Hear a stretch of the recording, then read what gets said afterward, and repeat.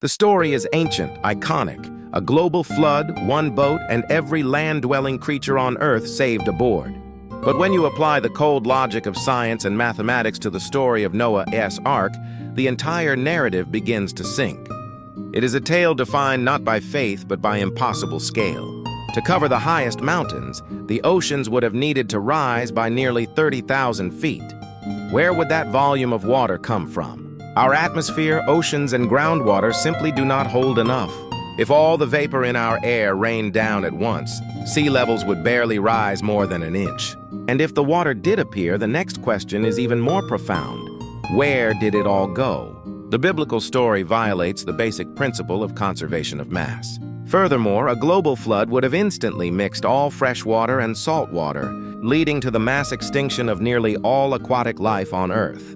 Now consider the Ark itself. By the dimensions provided in Genesis, about 450 feet long, the vessel was large, but nowhere near large enough for the job. To save every animal kind, Noah would have needed to house tens of thousands of individual creatures. We are talking about everything from tiny shrews to massive elephants and giraffes, along with all the food and water they would need for over a year. The logistics for just 8 people caring for that volume of animals, many of which have highly specialized diets, is unimaginable. Even more challenging is the daily task of waste management. The collective manure produced would quickly turn the Ark into a toxic environment, requiring an impossible full-time effort. Beyond the animals, the Ark's own construction is a problem. Naval architecture dictates that a wooden ship of that massive length is structurally unsound. It would be highly prone to breaking apart in the turbulent, storm-tossed global seas, lacking the necessary metal bracing to hold its shape. And finally, the post-flood world.